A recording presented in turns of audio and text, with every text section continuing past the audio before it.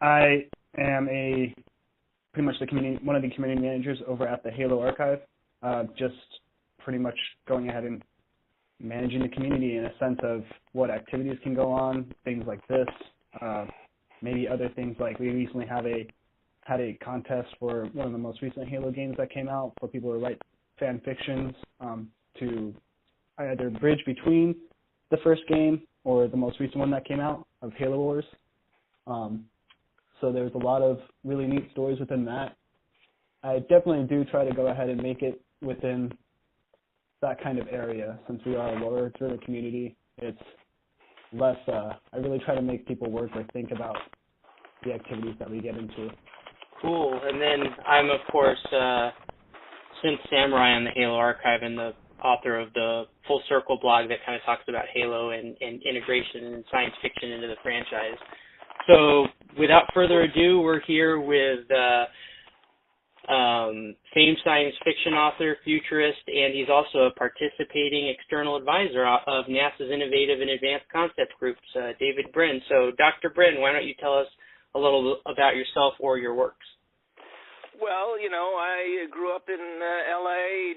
way back during the original space age.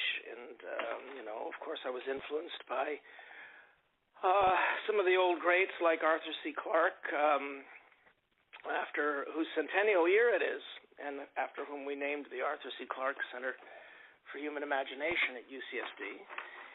And, I've tried to carry the torch forward. I got my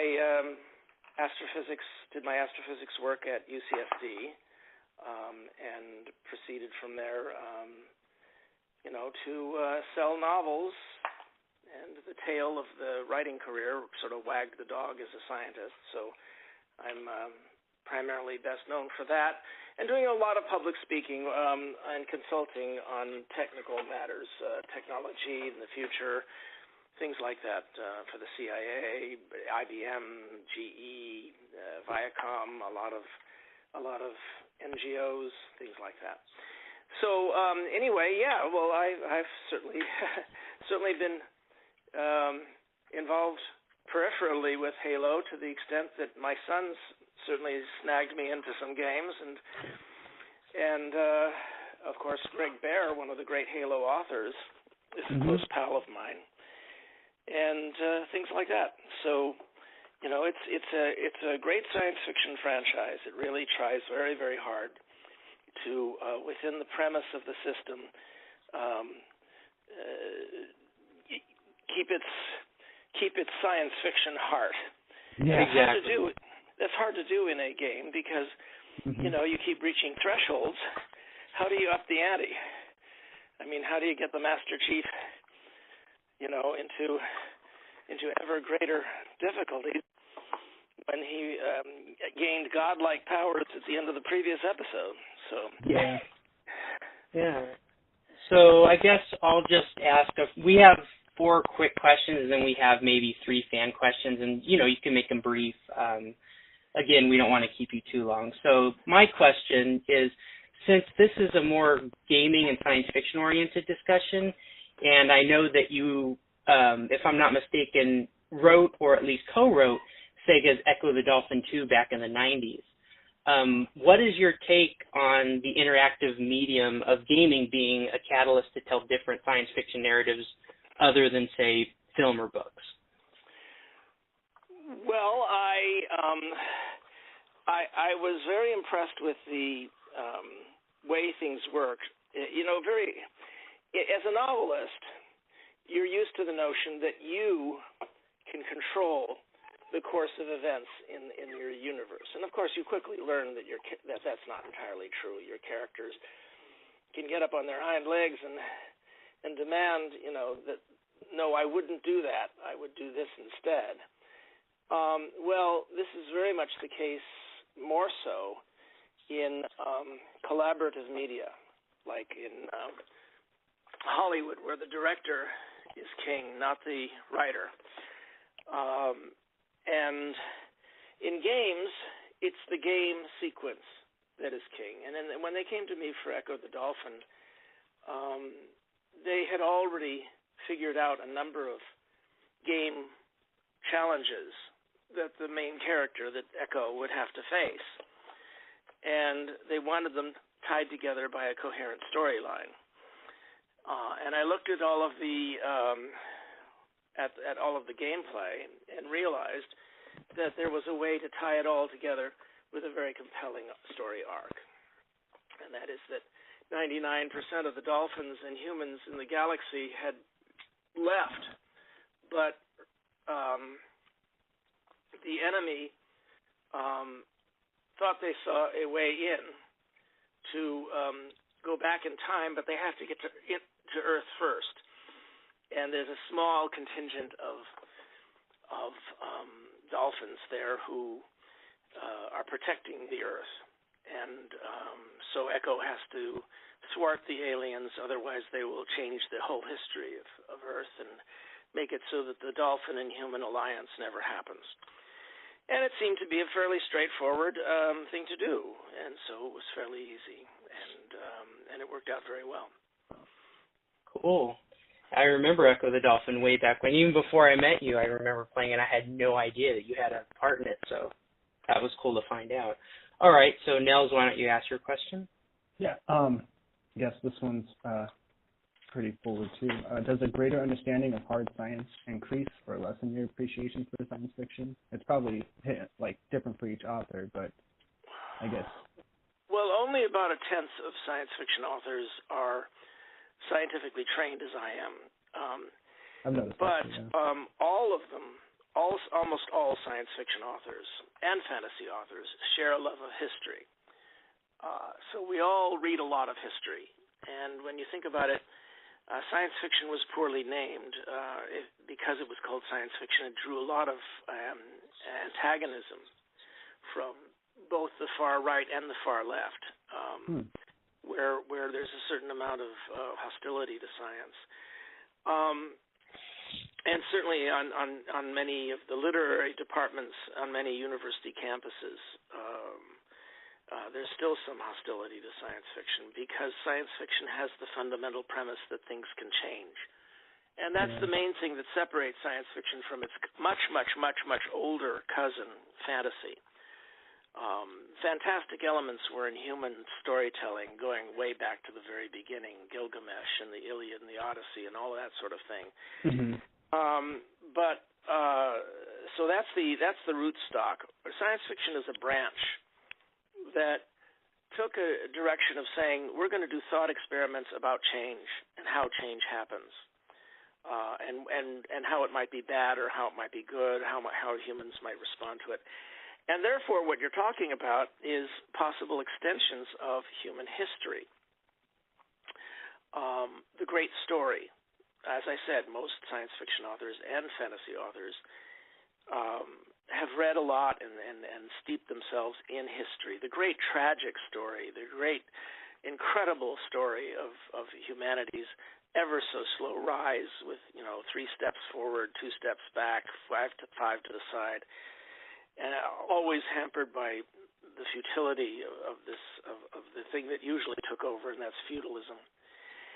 And I've long believed that science fiction should have been called speculative history, because most science fiction stories deal with, alternate versions of what happened, or else projections into the very near or the intermediate or the far future of this incredible story, the human story called history. Now, it happens in science fiction that this notion of change is attractive, even if it's going to be tragic and terrible. It's attractive the way when you were 9 and you were losing a tooth, it was attractive to poke at it. Because we like to see what change might do. Whereas fantasy is the older cousin, and fantasy hates change. You can have a dark lord threatening to kill everybody or threatening eternal darkness, but it's still this fundamental social pattern is still feudalism. If you defeat the Dark Lord and install the handsome young prince on the throne, all you've done is you've made sure that the dynasty continues. You haven't changed. You haven't established universities. You haven't spread the germ theory of disease. You haven't spread libraries, and those things are death to fantasy. And that's why Anne McCaffrey, with all of her dragons and all of that, she would get very angry if you called her a fantasy writer. She said, "I'm a science fiction writer." And you asked her, "What's the difference?" And she said, "My dragons were genetically engineered." Well, that's not the difference at all, Anne. The difference is that your people live in a feudal society because they have to, because they were pounded down almost to the Stone Age. And their feudal society kept them alive. But now the people in your universe have found clues and remnants and signs that they were once star-faring people who had, universities and starships and flush toilets and freedom, and they want all those things back. And that's what made her a science fiction author, not a fantasy author, is the notion that things can change. They can change for the worse, or they can change for the better. That's actually very astute. For as long as I've known you, I've never actually thought about it that way. So that was an incredible response. Thank you. And then we're halfway done with our questions. My next question is, the Halo series is more or less a space opera centered on the trope of biology originating from a precursor race or an engineering race millions of years ago. So how likely do you think it is, even considering your own Uplift series kind of touched on this, that we or maybe even galactic biology as a whole was engineered in some way outside of evolution? Well, I think it's quite possible. When I was a kid, there was Eric von Däniken, and the notion of, that had been these visitors who made us what we are. And that's always deeply offended me because, so the aliens helped us to heap stones. Well, thanks a lot. If you had opened one small community college, we'd have been able to, within a generation, build bulldozers so we could heap our own damn stones. Give us the germ theory of disease, give us printing presses. That would uplift us. But the notion that our ancestors needed help in order to push stones around, that's ridiculous. Yeah, exactly. But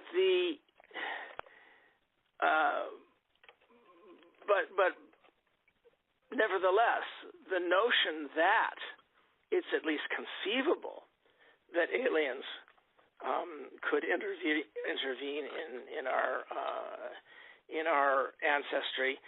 Well, that's something that it's certainly conceivable. It's plausible. It's possible. And if they didn't do it for us, then what's to keep us from doing it when we go out there? So very true. The notion that we might alter others.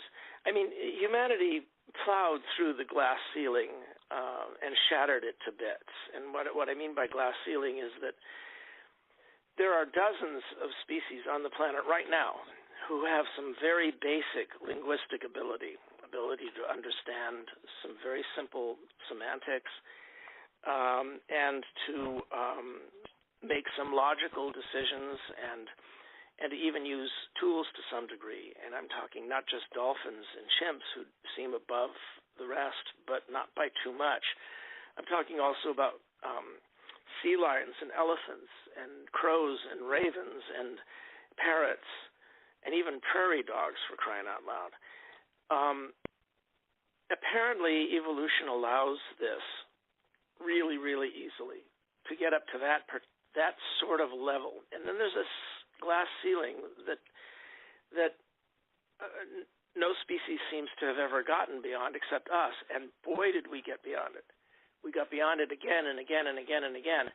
And one possible explanation is that, there was some intervention.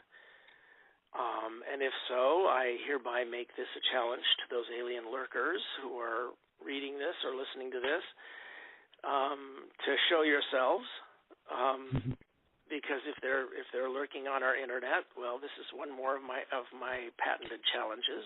I put forward several of them in my novel Existence. So, but whatever, we'll see.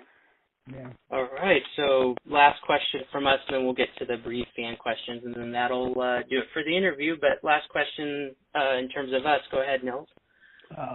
What kind of research do you do, and how long does it usually take you before you begin on a new project? Well, getting started on projects is my weakness. I have real trouble getting momentum going. On the other hand, I finish projects really well. I know the characters by then, and I know what's going on. Mm-hmm. As far as science is concerned, I'm steeped in so much stuff that I don't worry about that. I get the adventure going. I get the logic of this situation and the plot going, and I just reach out and grab things from my shelf of really cool and interesting things I collect every day. And that's what a vigorous and eager citizen of our civilization can do. That's why we marched for science yesterday on Earth Day. Mm-hmm. Is that if you're eager and interested in this incredible time that we're in, when things are being discovered by your civilization every single day, when your tax dollars for science are being spent so well, when so many things are happening that prove that we're rising higher than our ancestors ever could have imagined, and the best of our ancestors would have wanted this. This is their dream come true that we're making come true. Every single day we do these wonderful things. The TRAPPIST-2 solar system with 7 Earth-like planets in it, 3 or 4 that might be orbiting within their Goldilocks zone. I mean, the number of wonders, the diseases that are being cured, the insights into human nature. I mean, these are spectacular. And if you just pay attention to how wonderful a civilization we have, it'll provide the grist that you need as far as the science side of your stories. The storytelling side, the characters, point of view, and all those things. If you really want to write, then go to my website, davidbrin.com, and look up my advice article for new writers. I give a bunch of helpful advice, accumulated across 30 years. That's awesome. And thanks for being so positive about our future, because more people definitely need that mindset. It is truly a fantastic time to be alive. You think, in the 60s, we landed on the moon, and now, 50 years later, we're discovering possible habitable planets. Yeah, amazing. So we'll get to the brief fan questions now. There's only 4 of them, just from our community that wanted to ask established science fiction authors some questions. So Shi-Sang Healy from the archive asks, with the advancing discoveries from physics, technology, and biology, is there ever a moment where you, as a science fiction writer, have wanted to revise your older works and, build your world differently to make it coherent with the updated knowledge from academia or research? Oh, well, sure. There are some things that I wish I had known. It turns out that I've had some of my fans run a wiki tracking my prediction record for Earth, for Sundiver, a bunch of my novels, and Sure, I score way above average in predictive success, but that's not our main function. Our main function, the very highest form of science fiction, is the self-preventing prophecy. And you can see my essay about that by Googling my name and self-preventing prophecy, in which I talk about how the greatest science fiction novels are those that prevent themselves from coming true, because they warn us so well that we act, millions of us act, to make sure that it won't come true, like 1984 by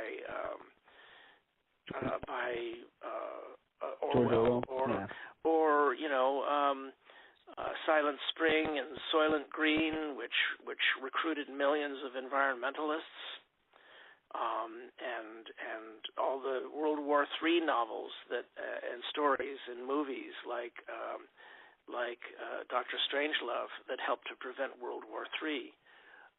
So these are all self-preventing prophecies. And I don't think I have one of those, though a lot of people think that the Postman's, the one that was filmed by Kevin Costner, that qualifies. Certainly, I'm getting a lot of attention now from people who are saying that I predicted the mental condition of the villains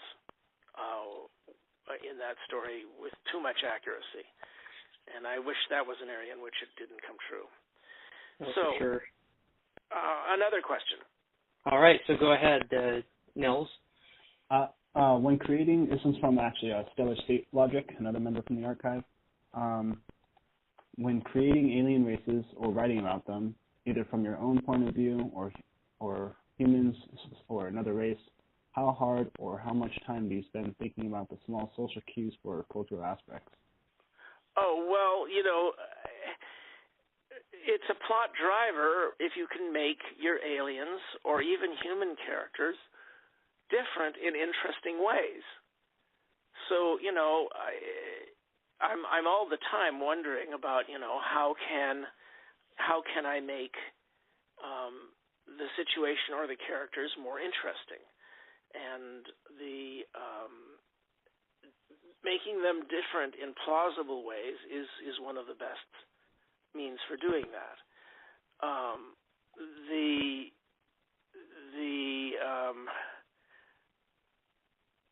Larry Niven back in the 80s showed us that the most likely thing that's going to affect the psychology of alien races is what their ancestors ate. So, if you have the descendants of pack carnivores like dogs and wolves, then they are likely to have a lot of empathy, but it's highly restricted. It's restricted to the pack. So whatever their descendants decide is within the circle of the pack gets a lot of empathy, but whoever is outside doesn't get any. Descendants of a stalking carnivore like a tiger will have plenty of empathy but very little sympathy, because a stalking carnivore needs to imagine what the deer is thinking in order to hunt her down. So empathy and sympathy are different, and if you're a writer, you have to make that distinction. Whereas Niven showed that descendants of herbivores might have no sense of humor at all. So that taught me one spectrum along which I can vary things in order to talk about alien psychology. In Existence, I show several other spectra that could affect what kind of thought processes aliens might have. And folks can go to my website, look up my novel Existence, and watch a 3-minute video trailer that's more fun than anything else they can do with their clothes on, at least in 3 minutes.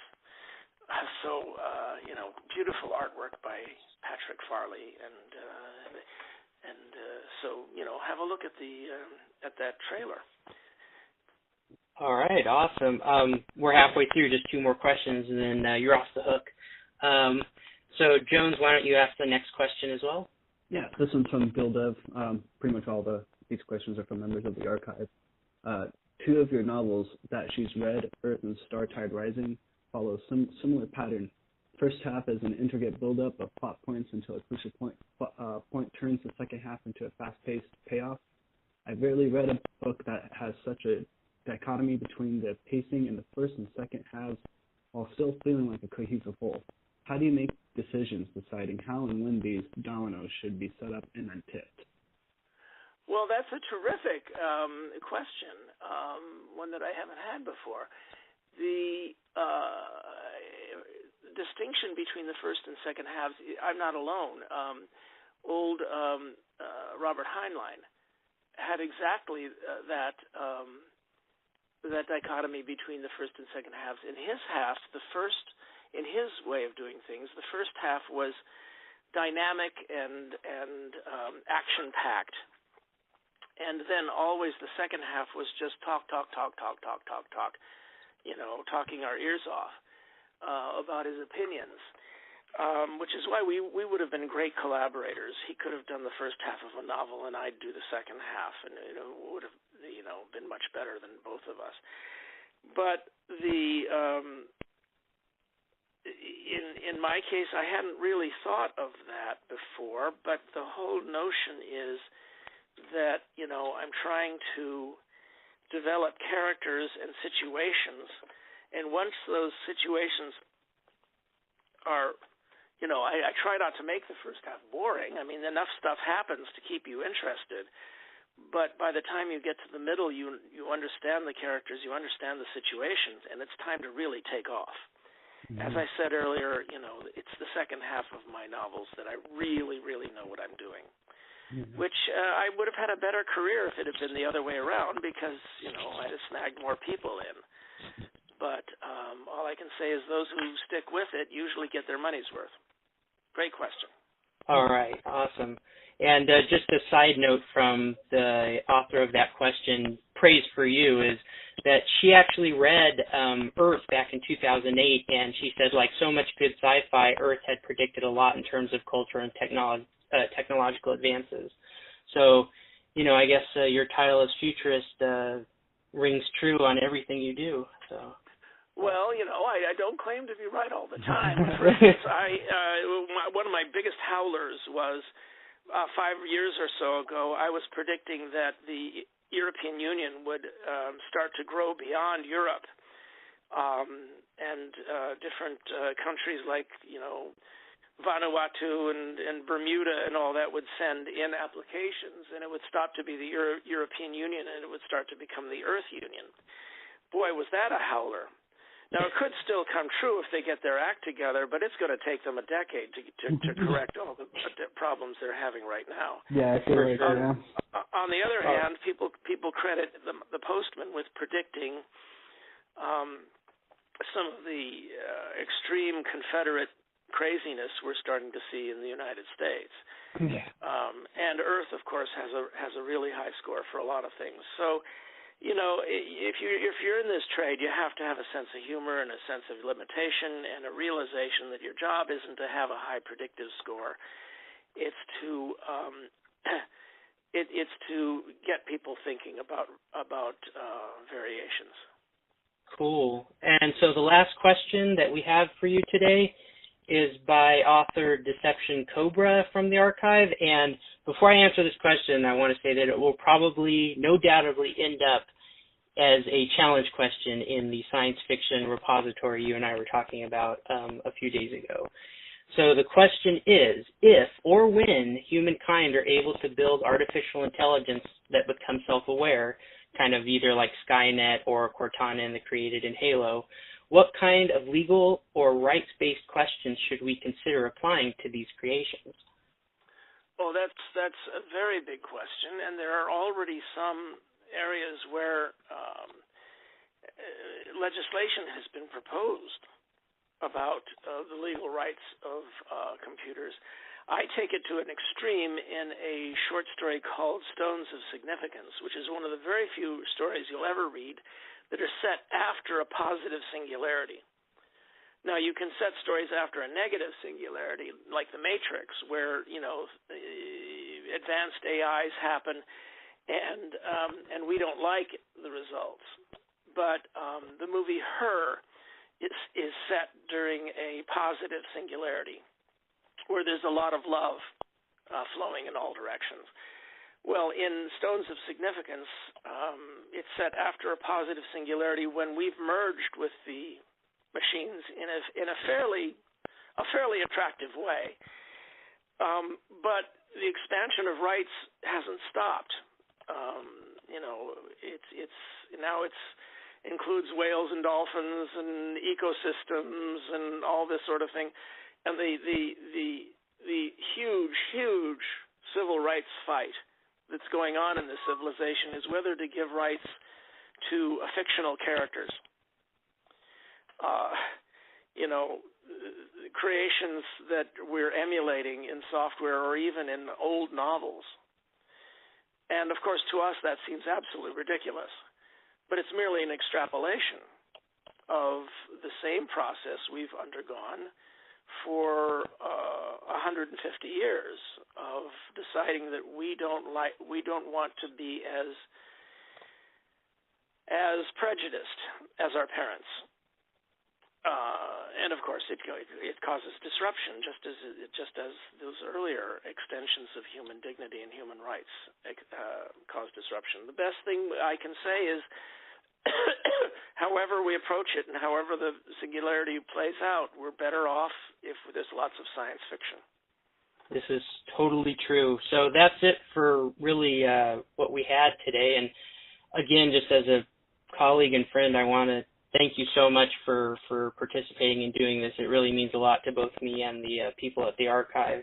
Yeah. And I'll send this over to you. I'll email you the recording. Just before we publish it, you can listen to it and see if it's. No.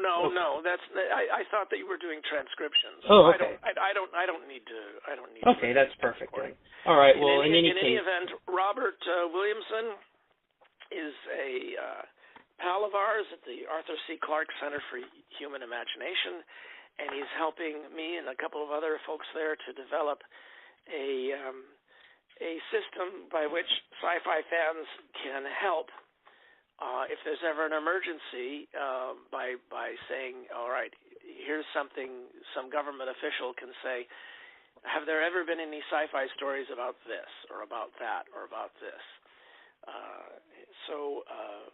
And thereby enable our officials to be able to have a broader sense of what's going on in these perilous times. Gotcha. All right, best of luck, guys, and thank you so all much. of you out there. Thank you very much. All right. Thank you. Have a nice rest of the weekend. Bye-bye. All right. Save you. Bye-bye. Bye.